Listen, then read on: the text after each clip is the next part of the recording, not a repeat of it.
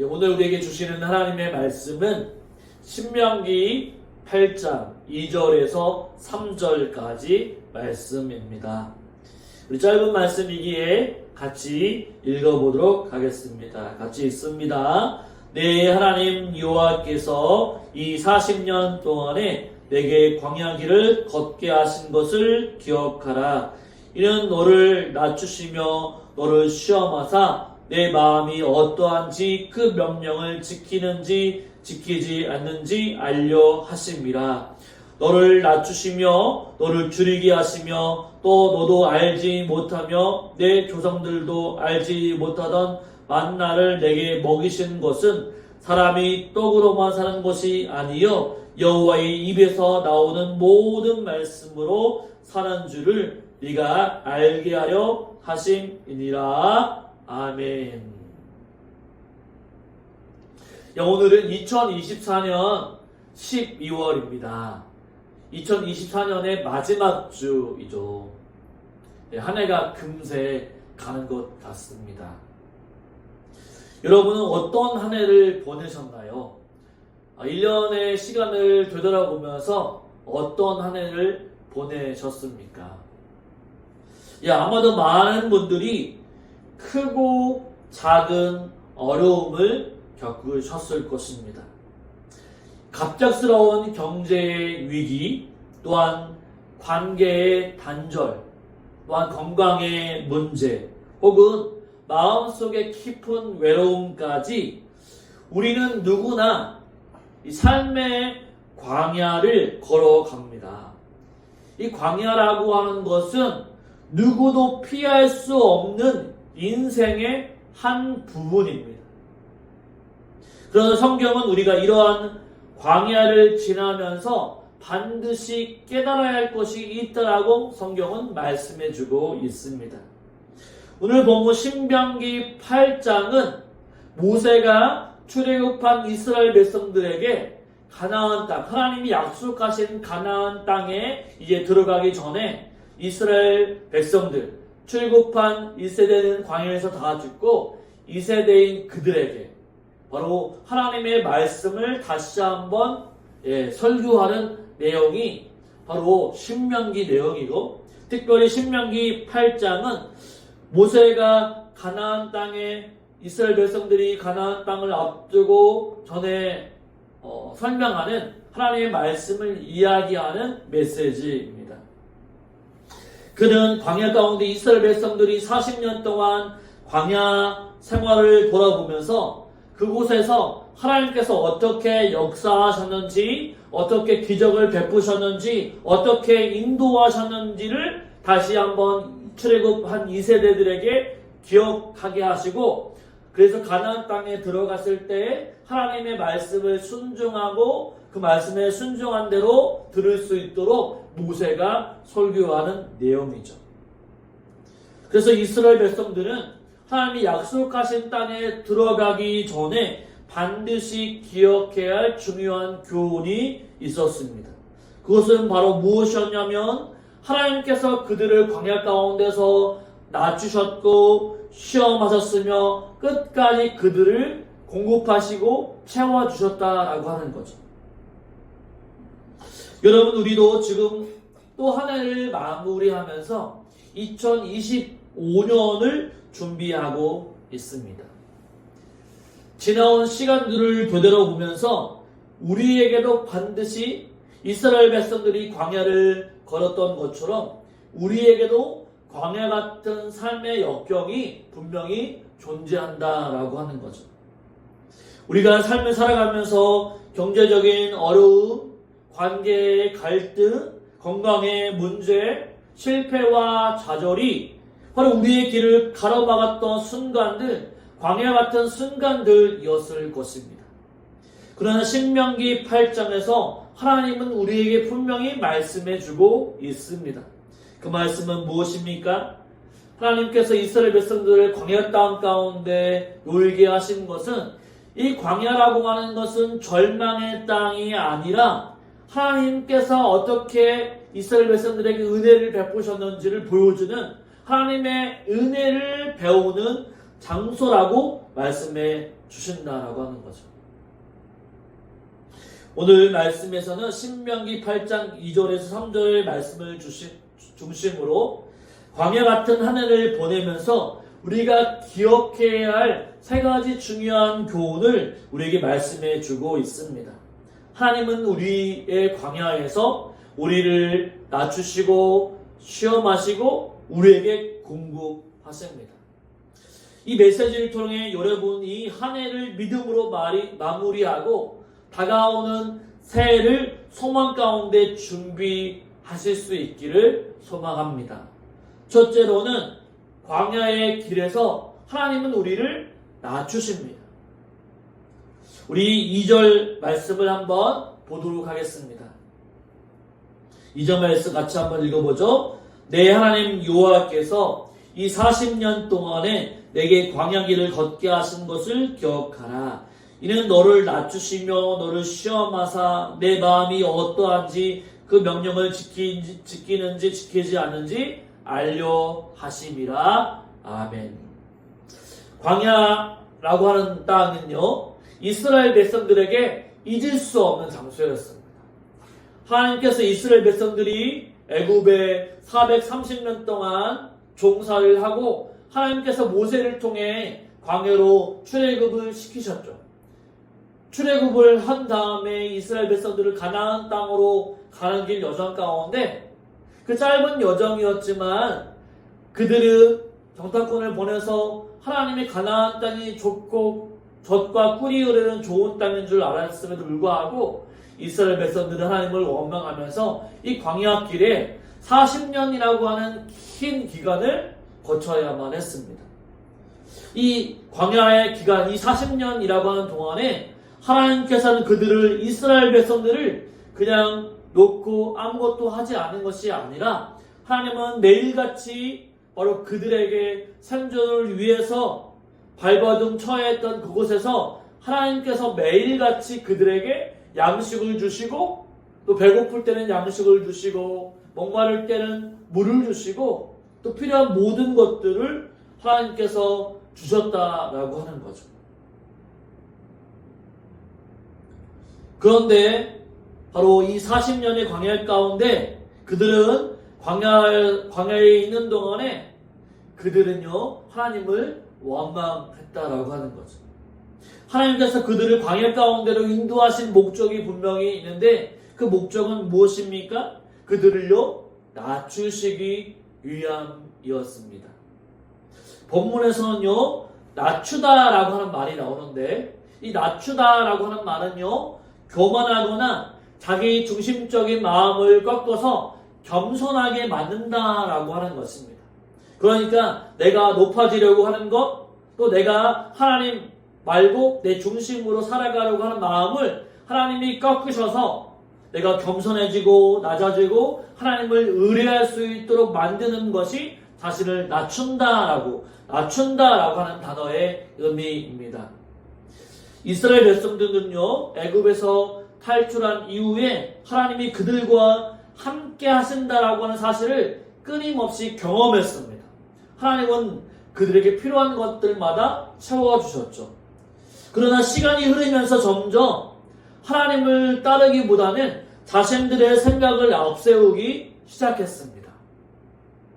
물이 부족하면 어떻습니까? 하나님 앞에 기도하고 간구하면 하나님이 분명히 주실 텐데 그들은 물이 없을 때 어떻게 했습니까? 원망과 불평했죠.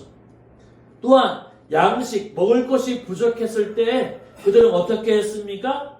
오히려 하나님을 원망하고 하나님을 시험했습니다. 하나님은요 그들의 마음을 낮추시기 위해서 하나님께서 그들에게 필요한 모든 것을 부족하게 만드셨다라고 하는 거죠. 하나님은 그들을 낮추셨던 이유는 단 하나였습니다. 왜냐하면 하나님 없이는 우리는 아무것도 할 수 없다라고 하는 진리를 깨닫게 하시기 위함이었기 때문이죠. 바로 이스라엘 백성들은요 이 광야 가운데 전적으로 하나님만을 의지해야만 살아야만 했던 존재였습니다. 그러나 그들이 부족함을 겪었을 때 오히려 하나님께 원망하고 하나님을 비난하고 하나님을 시험하게 했죠. 우리의 삶도 마찬가지라고 할 수 있습니다. 우리도 여전히 이스라엘 백성들과 같이 광야라고 하는 삶을 살아갑니다. 광야는 우리가 기대했던 것과는 전혀 다른 상황 가운데 우리가 부딪힐 때 찾아옵니다. 직장 가운데 있을 때 우리는 끝없는 경쟁과 성과의 압박 속에서 힘들어합니다. 가정에서는 예상치 못한 갈등과 경제적인 부담에서 시달리게 되죠. 자신의 몸과 마음이 점점 지쳐가는 것을 느끼게 됩니다. 그래서 우리의 삶이 마치 끝이 없는 사막과 같다라고 느껴질 때가 있다라고 하는 거죠. 내 힘으로 살아갈 때 마치 내가 살 수 있는 것처럼 느껴지지만 어떤 장벽에 딱 장애물이 맞닥뜨리게 되면 내가 아무것도 할 수 없는 존재라고 하는 것을 깨닫게 된다라고 하는 거죠. 그런데 이런 광야의 순간 가운데서 하나님이 이스라엘에게 말씀해 주셨던 것처럼 우리에게도 말씀해 주십니다. 그 말씀은 무엇입니까? 우리가 광야를 살아가는 이 땅 가운데서도 바로 이스라엘 백성들에게 하나님이 말씀해 주셨던 것처럼 우리가 하나님 없이는 살아갈 수 없다라고 하는 것을 하나님은 말씀해 주고 있다라고 하는 거예요. 우리가 아무리 내 마음대로 살고 내 능력으로 살고 내 힘으로 살아간다 할지라도 어느 순간에는 장벽이 막혀서 내가 살아갈 수 없을 정도로 만든다라고 하는 거죠. 그런데 하나님은 바로 이 장애물을 통해서 사막 같은 상황을 만들어서 우리가 전적으로 하나님을 의지하고 하나님 앞에 순종할 수 있도록 하나님 우리에게 그렇게 낮아짐을 통해 바로 하나님이 살아계심을 알 수 있게 만든다라고 하는 것입니다. 우리 인간은 본능적으로 낮아지는 것을 두려워합니다. 그러나 하나님은 우리의 부족함과 연약함 속에서도 일하시는 분이시죠.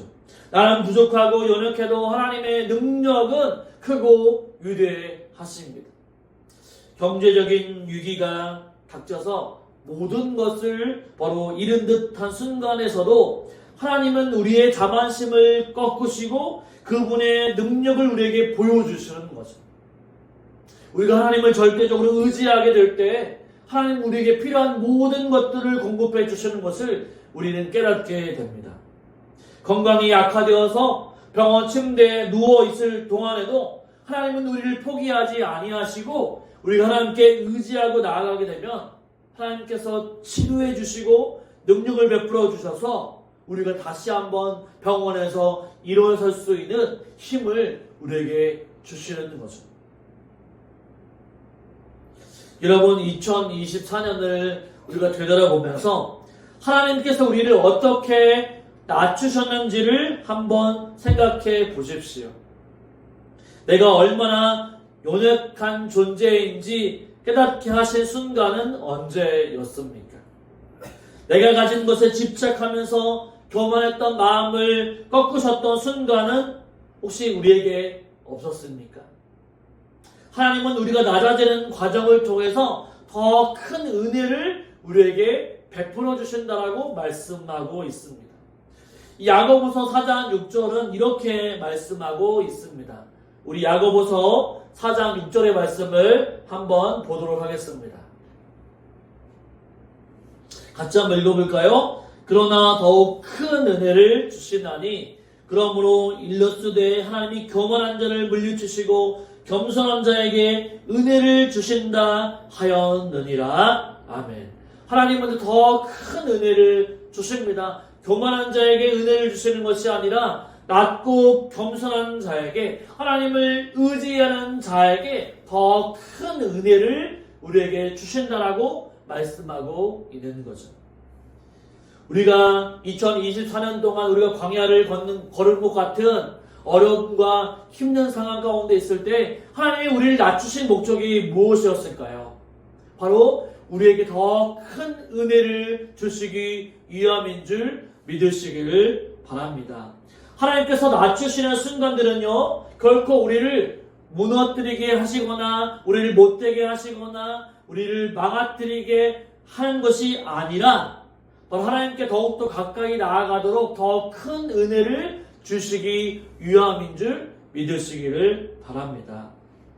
우리가 광야의 길은 힘들지만 그 광야의 길을 걸으면서 우리는 더욱 하나님이 함께 하신다는 사실을 깨닫게 됩니다. 하나님을 우리가 더욱더 깊이 하나님을 깨닫게 되는 거죠. 고난을 통해 하나님이 얼마나 위대한 존재인지를 깨닫게 되는 거죠. 그것처럼 우리는 광야에서 바로 하나님께서 우리를 낮추셨기 때문에 우리가 하나님을 더 깊이 깨달을 수 있는 것입니다. 그러므로 저와 여러분 겸손하게 하시는 하나님을 바라보면서 우리가 광야 같은 이 땅 가운데서도 내가 언제나 높아지려는 자가 아니라 낮아짐으로 하나님 나를 낮추심으로 하나님께 더욱 큰 은혜를 사모하고 바라보며 나아가는 저와 여러분의 삶이 되시기를 주님의 이름으로 축원을 드립니다. 아멘.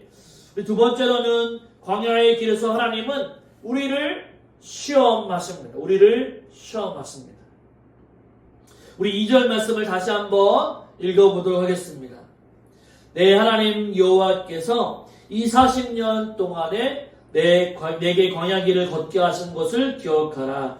이는 너를 낮추시며 너를 시험하사 내 마음이 어떠한지 그 명령을 지키는지 지키지 않은지 알려 하심이라. 아멘. 여기 본문에서 하나님은요 이스라엘 백성들을 시험하셨다. 이스라엘 백성들을 시험했다라고 말씀하고 있습니다. 여기서 시험하다라고 하는 단어는 어떤 뜻일까요? 단순히 우리를 곤란하게 하거나 벌을 주기 위해서 시험하시는 것이 아니라고 하는 말씀이죠. 여기서 시험하다라고 하는 것은 그들의 내면을 드러내고 훈련하는 목적을 의미하고 있습니다. 여러분 학생들은 시험을 보죠. 시험. 네. 시험을 왜 볼까요? 잘 배우고 있는지, 가르치는 것을 잘 익히고 있는지, 잘 생각하고 있는지 바로 시험을 통해서 판단하는 거죠. 하나님이 우리에게 시험을 주신 이유는 무엇입니까? 우리의 내면을 드러내고 얼마나 하나님 앞에 순종하는지 하지 않는지를 드러내시기 위해서 우리에게 시험하시는 거죠. 하나님은 이스라엘 백성들이 진정으로 하나님을 신뢰하고 그분의 말씀에 순종하는지 순종하지 않는지 확인하기 위해서 하나님은 이스라엘 백성들을 시험하셨다라고 하는 것입니다. 이 시험은요 백성의 부족함을 드러내기도 했습니다. 물이 없을 때, 양식이 없을 때, 적군을 만났을 때 이스라엘 백성들은 하나님을 믿기보다는 누구를 믿었습니까? 오히려 자기 자신을 믿고 하나님 앞에 원망과 불평을 쏟아냈습니다. 그러나 하나님은 그들의 반응을 통해서 그들 마음 깊은 곳에 무엇이 있는지를 드러내 보여주셨다라고 하는 거죠. 오늘날 우리의 삶에도 하나님은 시험을 통해 우리의 중심을 드러내 보여주십니다. 이 시험은요 우리가 매일 마주하는 선택의 순간들에서 찾아오게 되어 있습니다. 우리가 살아가는 동안에 어떻습니까? 우리가 직장 가운데 있을 때 바로 정직과 편법 사이에 우리가 갈등하게 될 때 내가 정직함으로 하나님의 뜻을 따를 것인가 아니면 내 이득을 취하기 위해서 편법을 저지를 것인가 라고 하는 갈등 가운데 놓이게 될 때 우리는 어떤 선택을 할 것인가 선택을 해야 되는 거죠. 또한 경제적으로 어려운 상황 가운데 여전히 하나님을 믿고 의지할 수 있는가 아니면 하나님을 따르지 않고 세상을 의지하며 돈과 명예와 세상을 따를 것인가 분명히 선택해야 하죠. 아니면 누군가 나를 비난하거나 상처를 줄 때 하나님의 말씀으로 바로 원수를 사랑하라고 하셨기 때문에 하나님의 말씀으로 누군가를 사랑으로 선택할 것인가 아니면 원망과 비난 내 마음을 토로하기 위해서 원망과 비난을 하게 될 것인가 선택할 일이 남아있는 거죠. 이런 순간에 우리의 마음이 드러나게 됩니다. 하나님을 신뢰할 것인가 아니면 세상을 따르며 내 마음대로 할 것인가? 우리는 선택을 하게 됩니다. 그래서 우리는 이러한 시험을 통해서 하나님의 말씀으로 살아갈 것인가? 아니면 내 마음과 주장대로 살아갈 것인가? 선택을 통해 하나님은 우리의 마음을 드러내신다라고 하는 거죠. 시험은 하나님은 우리에게 순종하는 법을 가르쳐 주십니다. 이스라엘 백성들은요, 광야에서 하나님께서 명령대로 만나와 메추라기를 거둬들이게 됩니다. 하나님께서 만나라고 하는 만나를 매일 내려주셨죠. 광야 가운데. 그래서 하루마다 먹을 양식들을 내려주셨습니다. 그래서 이스라엘 백성들은 하루의 양식만 거둬들이면 됐습니다. 그리고 안식일, 곧 주일이라고 하는 그날에는 일을 하지 않기 때문에 이틀치를 토요일날에 모아가지고 있으면 토요일과 주일에 그렇게 해서 양식을 먹게 되죠. 하지만 자기 마음대로 양식을 3일치, 4일치를 욕심을 가지고 거둬들이게 되면 어떻습니까? 바로 하루가 지나게 되면 썩게 돼버리게 되는 거죠. 이 시험을 통해 하나님은 그들이 철저히 하나님의 말씀에 순종하는 법을 배우셨습니다. 하나님이 매일같이 만나를 주셨을 때 하나님이 매일같이 만나를 먹여주시는 불임을 알고 순종한다면 하나님의 축복을 누리는 것이지만 바로 이스라엘 백성들은 바로 그 순종하는 법을 또한 만나를 잘못 거두게 되면 썩어진다라고 하는 것을 경험하게 되는 거죠. 우리의 삶에도 하나님은 순종을 배우게 하심으로 때로는 하나님의 이런 도전적인 상황에 우리를 놓이게 하십니다. 예상치 못한 문제로 내 계획이 실패할 때, 또한 나는 하나님을 신뢰하며 그분의 말씀에 순종할 수 있는가? 손해를 감수하더라도 우리가 정직하게 살기로 결단할 수 있는가? 시험의 목적은 바로 우리를 망나라고 하게 하심이 아니라는 사실입니다. 시험은요, 우리의 믿음과 순종이 더 깊어지도록 하는 하나님의 훈련의 과정이라고 말할 수 있습니다. 오늘날 많은 사람들은 시험을 피하고 싶어 합니다. 왜 나에게만 이런 일이 생기는가라고 질문을 자주 던집니다만, 하지만 신앙의 관점에서 시험은 우리가 성장하는 기회이죠. 사람들도 마찬가지로 공부하는 학생들도 시험을 통해서 테스트를 받게 되고 상급으로 올라갈지 또한 그대로에 있을지 평가를 받게 되는 거죠.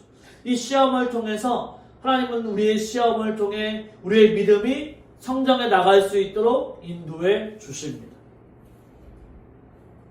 그 시험을 통해 우리의 믿음은 연단되어지고 하나님께 더욱더 가까워질 수 있도록 한다라고 하는 거죠. 그래서 야고보서 1장 3절과 4절의 말씀은 이렇게 이야기하고 있습니다. 우리 야고보서 1장 3절과 4절 말씀을 같이 한번 읽어보도록 하겠습니다. 이는 너희의 믿음의 시련이 인내를 만들어내는 줄 너희가 알미라. 인내를 온전히 이루라. 이는 너희의 온전하고 구비하여 조금도 부족함이 없게 하려 함이라. 아멘. 우리는 시험을 통해서 우리의 믿음이 연단되어지고 하나님 앞에 조금도 부끄러움 없이 부족함 없이 서게 할 수 있도록 하신다라고 하는 거죠. 혹시 저와 여러분이 올해 겪은 시험은 무엇인가요?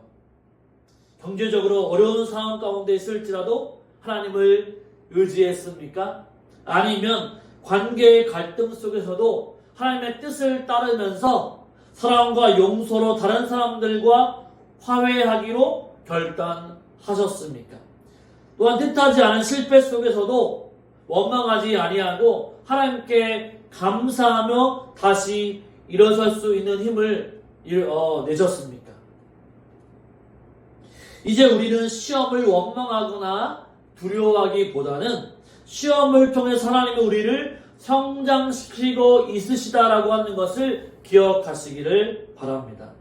시험은요, 하나님의 말씀에 대한 우리에 대한 믿음의 성장, 또한 순종을 배우는 좋은 기회라고 말할 수 있습니다. 시험은 하나님의 사랑과 또한 은혜를 배우는 과정입니다. 하나님은 시험을 통해서 우리 연약함을 드러내 보이고 또한 우리가 더 온전한 믿음으로 성장할 수 있도록 우리를 이끄십니다. 올해 우리가 겪은 시험의 순간들을 돌아보면서 하나님이 그 가운데 어떤 은혜와 사랑을 주셨는지를 되돌아보시기를 바랍니다. 우리가 하나님이 주신 그 시험을 통해 내가 어떻게 반응했는지를 살펴보고 또한 내가 순종하지 못한 것이 있다고 한다면 이제 다시 한번 하나님 앞에 나아가 내가 순종할 수 있도록 은혜를 허락해 달라고, 또한 그 시험의 과정 가운데 내가 믿음이 성장했다면 그 믿음에 성장한 것에 대해서 감사하며 살아가실 수 있는, 그래서 새해에는 하나님의 말씀에 더욱더 순종하며 또 시험이 올 때마다 하나님을 원망하고 피하는 것이 아니라 하나님 앞에 순종할 수 있는 믿음을 갖게 해달라고 결단하며 살아갈 수 있는 저와 여러분의 삶이 되시기를 주님의 이름으로 축원을 드립니다. 아멘. 셋째는요, 광야의 길에서 하나님은 우리를 공급해 주십니다.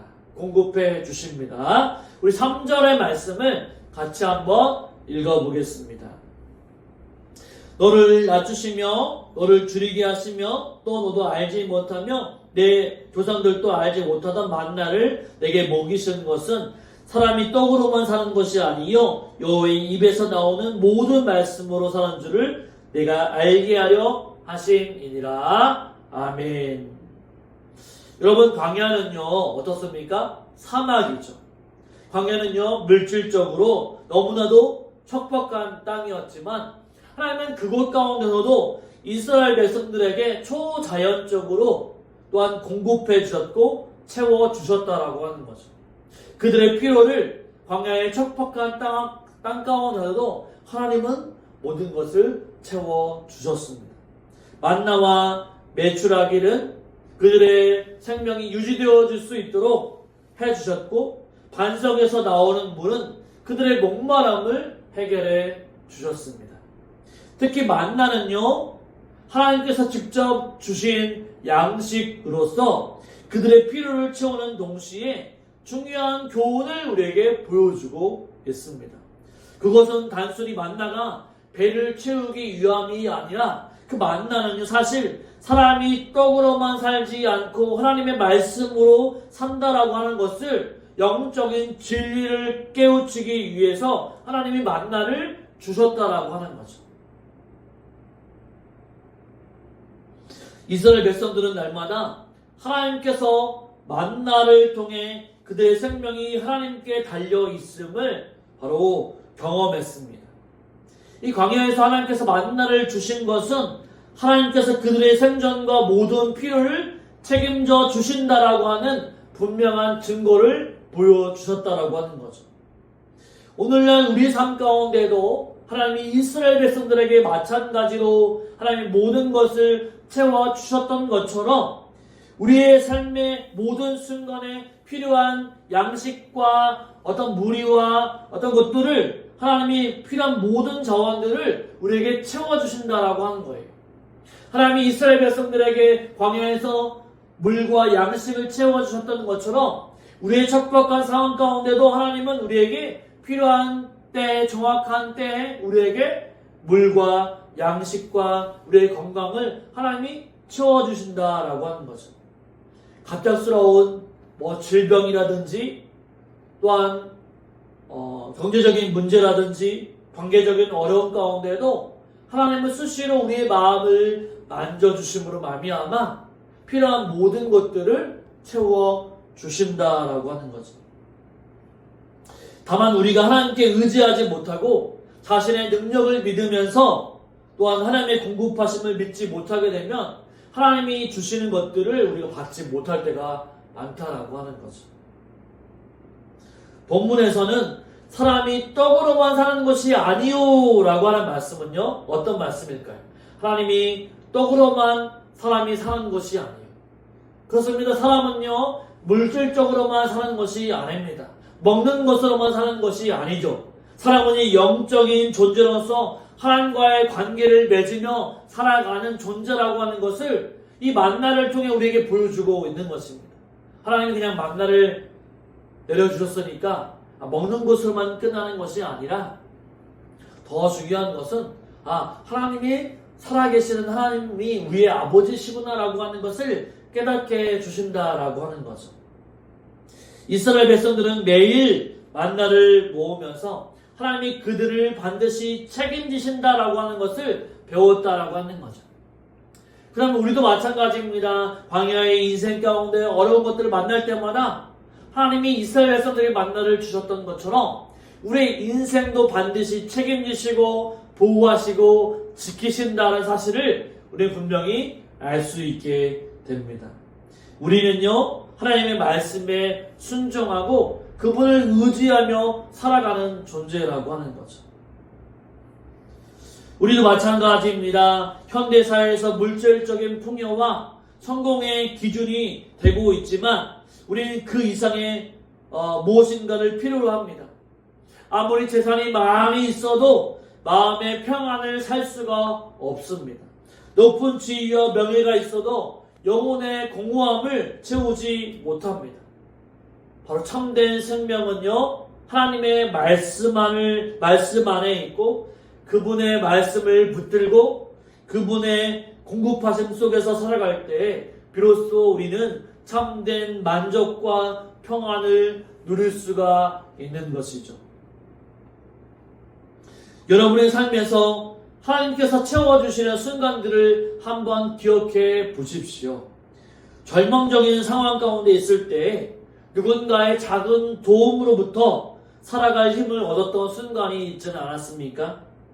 예기치 못한 방법으로 필요한 물질과 자원을 공급받았던 경험이 있지는 않으십니까? 마음이 힘들 때 말씀을 통해 새 힘을 얻고 방향을 찾았던 순간이 있지 않으셨습니까? 우리는 이런 경험을 종종 우연이라고 치부합니다만, 그러나 따지고 보면 하나님께서 광야 가운데 이스라엘 백성들에게 일일이 채워주시고 공급해 주셨던 것처럼 지금 우리의 삶 가운데도 하나님은 여전히 우리를 지키시고 우리를 먹이시고 보호하신다라고 하는 거죠. 수많은 사람들을 통해서 우리가 우연이 아니라 하나님은 지금 우리에게 가장 알맞게 적절한 시기에 가장 좋은 것들로 우리에게 채워주신다라고 하는 것입니다. 하나님은 지금도 우리의 모든 필요를 공급해 주십니다. 우리가 해야 할 일은 그분께 더욱더 의지하며 하나님께서 우리에게 채워주실 때마다 감사함으로 나아가는 것이죠. 하나님은 광야 같은 삶의 자리에서도 물질적인 필요뿐만 아니라 바로 영적인 공급까지도 책임져 주시는 분이십니다. 우리의 가장 척박한 순간에도 하나님은 초자연적으로 역사해 주십니다. 우리가 새해를 준비하면서 우리가 물질에 의존하기보다는 하나님을 더욱더 의존하며 살아가기를 다짐하며 살아가는 저와 여러분의 삶이 되시기를 주님의 이름으로 축원을 드립니다. 이 세상에 의지하는 것은 우리가 물질이나 세상의 권력이 아니라 오직 하나님, 전능하신 하나님이신 줄 믿고 오직 하나님만 더욱더 가까이 나아가시는 저와 여러분이 되시기를 주님의 이름으로 축원을 드립니다. 말씀을 마무리하도록 하겠습니다. 광야라고 하는 장소는요, 힘든 장소이지만 하나님은 그곳에서도 우리를 낮추시고 시험하시고 또한 물질적인 것뿐만 아니라 여러 가지 영혼의 모든 것까지도 공급해 주셨고 채워 주셨습니다. 올해 우리가 겪었던 모든 광야의 순간들을 되돌아보면서 하나님께서 어떻게 역사하시는지를 함께 기억해보고 내년 2025년 가운데도 하나님 분명히 이와 같이 우리가 광야 가운데 있을지라도 하나님은 우리를 먹이시고 보호하시고 입히신다는 사실들을 기억하고 신실하게 하나님만 붙잡고 살아갈 수 있는 저와 여러분의 삶이 되시기를 주님의 이름으로 축원을 드립니다.